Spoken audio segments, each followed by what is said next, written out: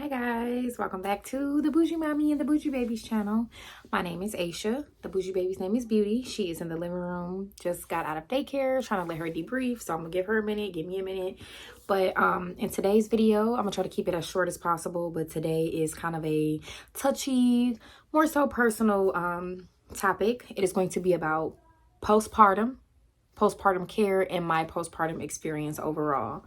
So it's going to be like, to kind of sum it up, just what I went through, the things that I wish people had told me, the things that I learned during this postpartum experience. And one of the biggest things was that postpartum is not something that just is, oh, boop, the baby's out. You go through postpartum for a week and that's it. Like, no, it took a baby 9 to 10 months to form in your body. So it can take anywhere between 9 months to 2, maybe even 3 years for your body to regulate and get back to regular, if ever, because some mothers don't go back to the way that they used to be. That's a hard and tough pill to swallow. So if you are going through the different phases and stages of postpartum, I promise you, you're not alone.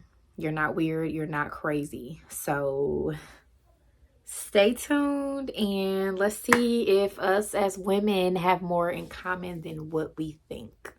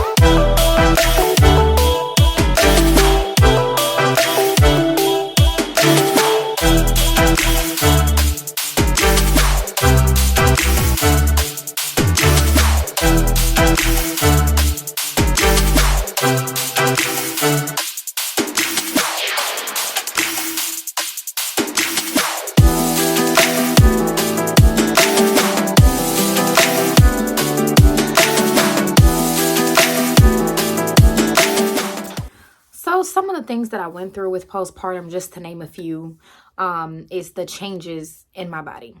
I didn't know it would take so long to get even slightly back to regular. So like with me, I breastfed. I 100% wholeheartedly, effectively breastfed, right? So some people do tricks where they, okay, I don't want to breastfeed, but after you have a baby, the milk is there. So you have to do so many different things to get rid of the milk. Those tricks have not been working for me. So just imagine trying to stop breastfeeding, but the milk keeps forming. So I wake up engorged. And when I say engorged, I mean one boob is this big, one is regular. And to those of you who don't know what engorged means, that means that basically, to sum it up, it means that your breasts are filled with milk. So just imagine like your jaws being stretched. They can only stretch out so much. Like if you put a water hose in your cheeks, and just, it's only so much before, you know, it just explodes, right? It's uncomfortable, it hurts, it's, you know, all of these things. Imagine that being your breast, just being filled with milk. So they become rock solid hard, and it hurts until you get the milk out. So that's, you know, what I dealt with. Sometimes I would just be knocked out, dead, finally sleep, and I would wake up in a puddle of milk. That's part of the postpartum. Like, it takes a while for the milk to disappear. Another thing is, like, I would feed through Beauty would feed through the night. And with her feeding through the night, like, I would be asleep. She got to the point where she'll be old enough to where she'll just scoot her little butt near me and would just get the milk herself. And because breastfeeding burns so many calories, I read that you can burn up to 3,000 calories each time you breastfeed. So not only does it make you fatigued and tired, it makes you starve, and it makes you feel like, when I wake up in the morning, I will wake up feeling like I'm starving and I haven't ate in 10 years. Like, I will be in the middle of the night, stomach growling. I'm so dead tired, but I would have to wake up and go get me some food because I fed all day. And then also, you will be so thirsty that your tongue is sticking to the roof of your mouth. I will wake up just like parched, lips dry, lips ashy, all of that stuff. So just to talk about those things, with breastfeeding, it depletes you. So you have to make sure that you're nourished, that you're moisturized, that you're hydrated. So I would carry snacks around with me, and I would keep water with me. So a part of the postpartum phase is also taking care of yourself. As women, mothers, we always take care of baby, baby, baby, and we forget to take care of ourselves. So I would always walk around with CarMax or with Glory Shine. That's like something I put on my lips. It's an all natural skincare product that I use. Keep lotion around me. I would stay getting facials because my skin, God, let's not talk about the hormonal things, but stay getting facials. I try to keep my hair done because the postpartum shedding comes. That's a whole nother subject in itself. But take care of your hair. Keep your ends clipped. Keep your hair moisturized. Wash it. Condition it. Go to the salons and get it done. I was going to Serentia Salon. That's out in Birmingham, Michigan. It's a high scale, phenomenal salon where I would go to and just get this mommy care where I'm getting steam treatments and getting my scalp just conditioned and moisturized. And with the postpartum care, your hair falls out, it sheds, it thins, it's all uneven, it's all over the place. Y'all, they didn't tell me that your texture changes. Your hair is your crown, y'all. And I went through so many changes, and when the changes came in my hair, I said, oh, to hell with this. So take care of your hair. You got to take care of your lips. You got to take care of your skin. Then another thing with postpartum care is the weight. People talk about the weight, but they don't talk about the weight. I was 162 maybe when I got pregnant. By the time I got to the end of the pregnancy, I was 203. And then when I had Beauty, it was like, okay, now the belly is here, but it's really not here. And it was so hard. I tried to get back into the gym within 3 months, and my body wasn't ready. Mentally, I was just not ready. Like, I would look at myself and say, ew, this is disgusting, but I was not ready. Like, I just had a kid. I have like, once you push that placenta out, you have a whole hole in your stomach that needs to close up. And I didn't realize that. I was just so, oh, people are telling me how thick I got and how much weight I gained. And mentally, it was doing a lot to me. So it's a lot that comes with postpartum. And that's just to name a few things. So with all of that I just said, no one talks about how you're, when you breastfeed, you may not have a menstrual cycle. I didn't have one for a year. And then when it came back, it came back. Like, Dad, if you're listening to this video, please don't. Let this just be your TMI trigger warning to not watch it. Y'all, my daddy is like my number one fan on my YouTube channel. But anyways, yeah, it came back with a vengeance. And like, they can be heavier, they can be irregular, more painful. Me personally, to take care of myself during that time, I have to take naproxen because like my cramps feel like contractions, and I have these back pains. Like, I have to take naproxen. I'm moody. Like, it's just different. I go through these hormonal imbalances that I didn't have before. So I have to take a vitamin called Holy Basil, and I have to take something called Goli. Actually, I don't know how to pronounce it. I will drop it in the comments, but I have to take that to calm my nerves. Because no matter how I feel, how sick I am, how much in pain I am, I still have to be a mother. And that's one of the hardest things of postpartum, because you try so hard to get yourself together, but you're raising a child, a needy child at that. They're so needy and so clingy, and they need so much. And it's like, how can I take care of myself when I'm taking care of something that is so needy and clingy and needs me for everything? You're already taking everything from me and you want more. Right? And as a mother, you give because you love them. But a part of loving yourself means take those vitamins, take that Holy Basil, take those gummies, like whatever you need to do to be your best self. Because then no one also talks much about when you're moody, hormonal, dealing with postpartum depression, how you are, because you're not yourself, you snap on your baby, or you're not nice, or you're just always just so moody and you're mean, and everything gets on your nerves, and your baby could just be coming in crying because they're hungry, and it's just like, what do you want? And it's like, I've done that before. And it's like, my baby is just only saying mommy and wants to hug me. But when you go through all those changes, you don't want to be touched. Nobody talks about that. And speaking of not wanting to be touched, another thing that I dealt with postpartum, nobody, and I mean nobody, told me that you may not be connected to your baby right away. You may not love your baby right away. Something that I dealt with, because I was going through so much during my pregnancy with Beauty's dad, I didn't really enjoy my pregnancy experience. So I was not able to bond with Beauty. And that's just me personally. Some women have the best husbands and have the emotional support, and they don't bond with their babies right away. I was so depressed and I was so scared. The biggest emotion I was feeling was fear.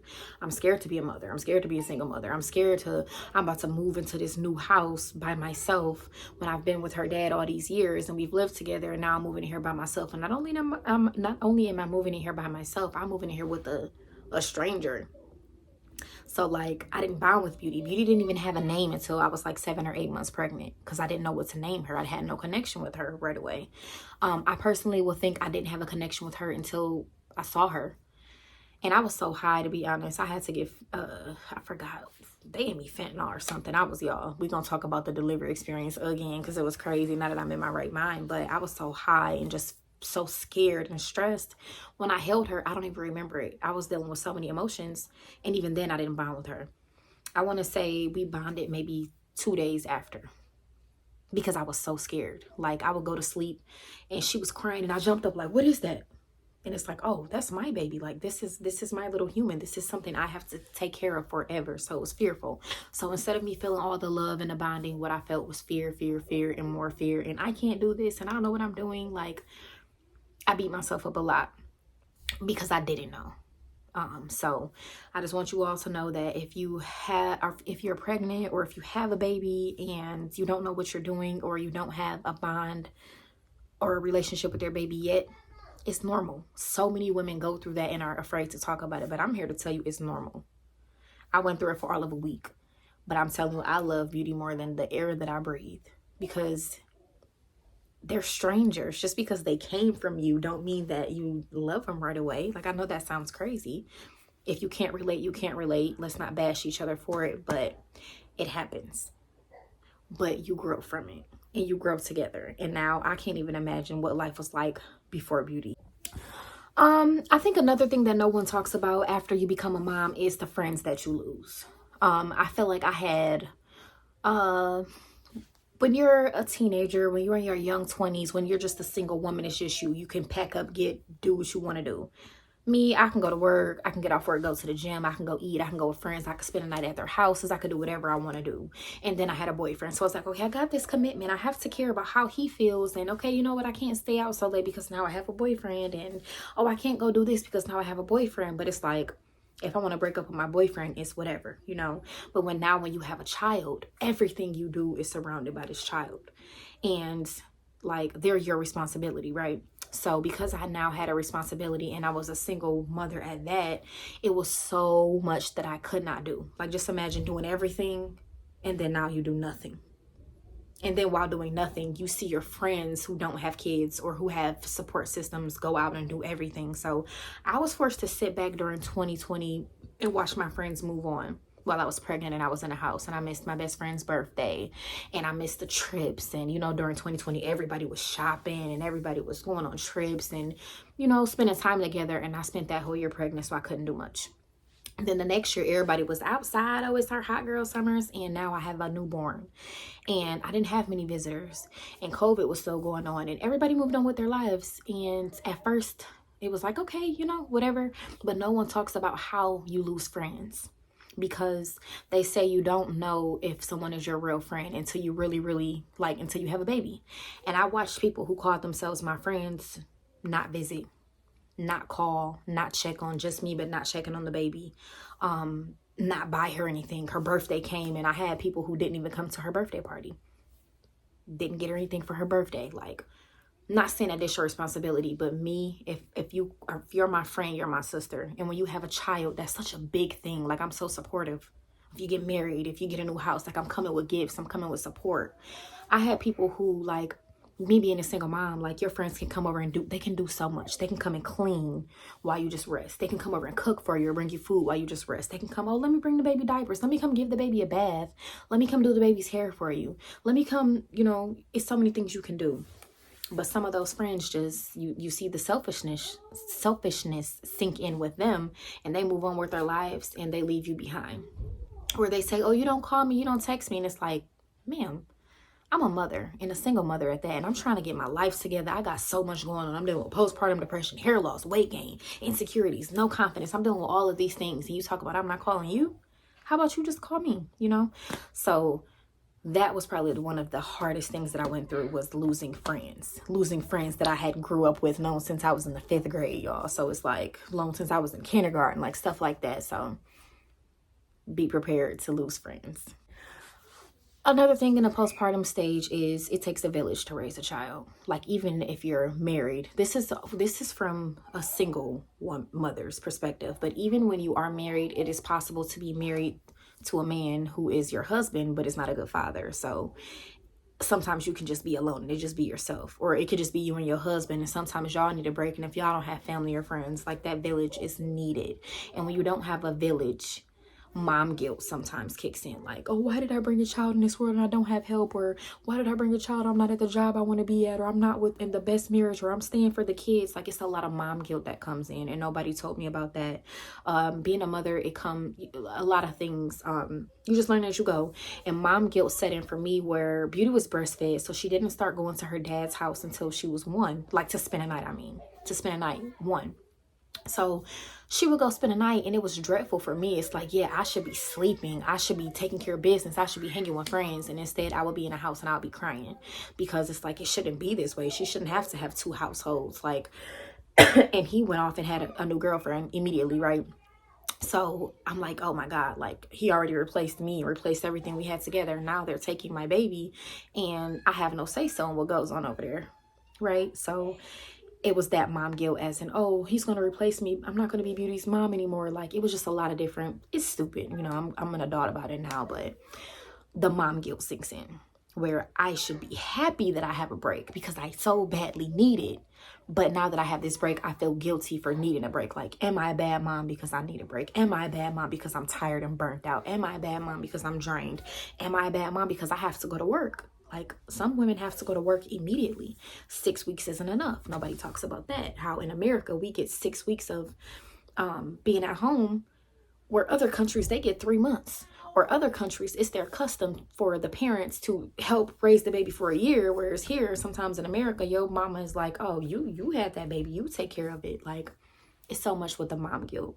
And the mom guilt that I deal with is, oh my God, I brought my baby into a single parent household, or she got 2 houses and she's gonna have 2 families and 2 parents who are not together and couldn't work it out, but we brought a baby in this world. So I dealt with a lot of mom guilt with that.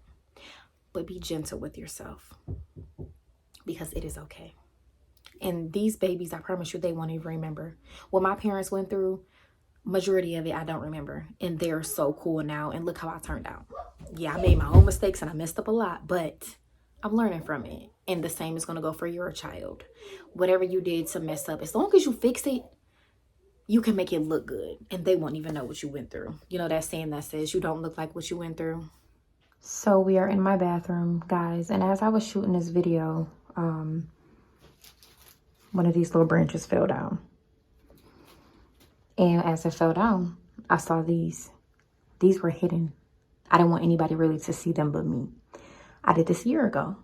So postpartum, I want to say, does not just last like, a couple months. Like, it can be years, right? So I was in so much pain when I wrote this. And I'm gonna read it to y'all, because I am still fighting for a spot in my own life and still fighting against postpartum, because some people call it a spirit, some people call it a part of you, some people call it a new identity, some people call it a journey, but it doesn't have to be you. You can overcome it, right? Because there's negatives and it's positives. You can choose to stay there, keep going, right? I'm still going through it. So anyways, this says, I don't have to fight for a spot in anyone's life anymore. I wrote that because of the breakup with Beauty's dad. It says, the past is done, the present is in my control, and the future will be better. Still believing that, still hoping for that. What does this say? Everything happening in my life right now is happening for my greater good, because I just did not understand why life was going on like this. Like, not only am I going through postpartum, but I'm going through it alone with a newborn baby. I choose what I become. So, like, it was hard breaking up with him, being pregnant, moving into a new space, and this time by myself, and bringing in a baby. Like, this baby was a stranger, so it was so weird. And this says, not forcing, just letting it flow, and if it flows in a new direction, so be it. Definitely got flued out in a new direction. I can do hard things. Difficult does not mean impossible. I'm still learning that one. I know and respect my worth. Took a minute, but I'm here now. Definitely took 2 years worth of minutes, but I'm here now. Definitely better than what I was last year. And this last one says I forgive myself. I love myself, because I just could not forgive myself for being a single mother, because we're like, who just gets pregnant and is with someone for years and then this just happens? No one thinks their life will be like this. But I decided to remodel the bathroom and put up flowers. And just today, it just feels like blossoming. Flowers and leaves and just newness. And here we are a whole nother year later, and I saw this during this video, and I want to encourage whoever is going through a breakup during postpartum, whoever is, you know, dealing with their marriage being hard during this postpartum, or just dealing with trying to have a baby, love this new person, and just trying to still love yourself during postpartum. I hope these help you, and you can do this. And no matter what, forgive yourself and love yourself. You got this.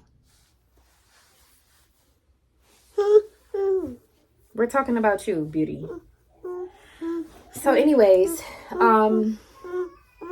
here, I don't have any toys. Here.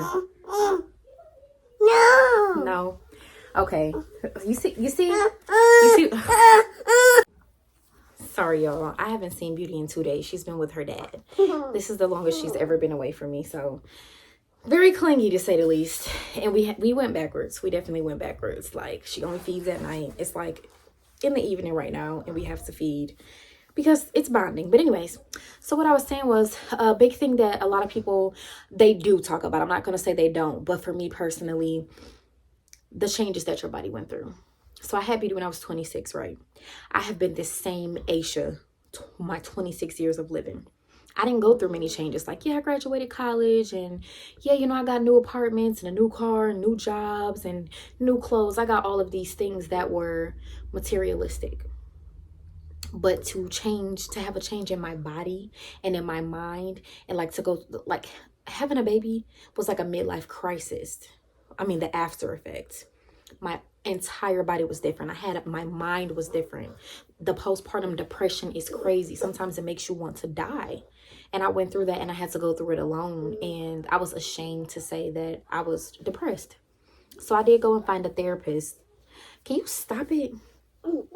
She said, I did go and find a therapist. I did go and find a therapist. And to deal with depression, you have to admit that you're that. I was ashamed to tell her dad I was depressed, because we were in such a bad space. He already thought so many bad things of me because we went through a bad breakup. You know, he had a new girlfriend. So it's like, he used to say, like, my girlfriend this, my girlfriend that, like, and you this and you ain't this. So I didn't, on top of all that he thought of me, I didn't want to tell him. I was ashamed that I was going through postpartum depression, because I didn't want him to add that to the list of things that he hated about me, right? So I dealt with it alone. But outside of that, you deal with mental craziness. But I also was dealing with my body. My arms are different. My feet are different. They're bigger. Like, my hands are different. Fingernails. It's changes with your whole body, hormonally, mentally, physically, emotionally. It's all these changes. And my advice to that is just be gentle with yourself. Like, sometimes I used to walk in the mirror and would be disgusted with myself. But now, looks like the battery about to die. Anyway, now I'll walk past the mirror and I'll speak positive. Speak things that be not as though they were. Like, my stomach was bigger and I had stretch marks, you know. But then I would look in the mirror and be like, girl, you gorgeous. Girl, you look good. Girl, you doing a good job. Oh, I love your hair. Aisha, you are so beautiful. Oh my God, you is so slim. Oh, you're so curvaceous. Like, I say things to myself to make myself feel better, because you have to mentally get there. You have to see yourself there before you're there. That way, when I go to the gym, I'm like, okay, I got a goal to get to. I may not be there yet, but I will be. I look at old pictures and how I used to look and be like, oh, I'm gonna get back. And yes, it's so hard to lose weight after you have a baby. The weight doesn't drop as fast. You can't eat how you used to eat. Your metabolism changes. But as long as you have pictures and quotes and goals to get to, you will get there eventually. And even if you don't get 100% there, to get halfway there, to even get one step there, it's better. One step forward is better than one step backwards. Right? So that is my postpartum experience, part 1. This can probably go into 10 phases.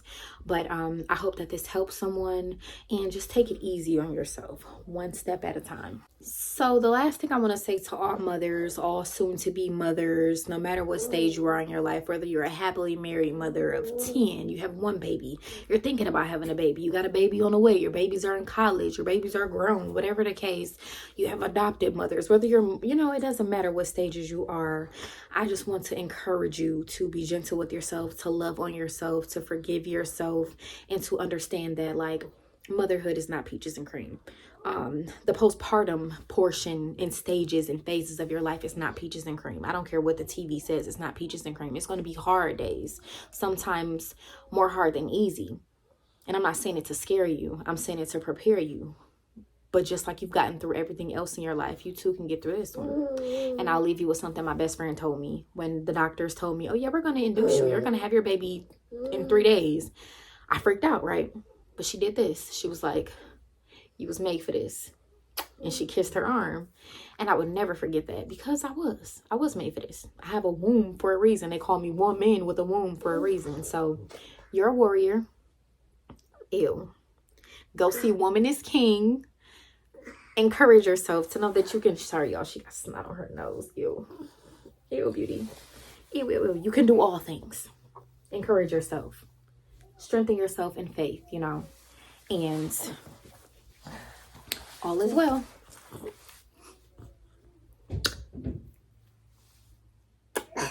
Don't forget to like, comment, share, and subscribe, guys. And thank you so much for watching. And I hope you enjoyed it.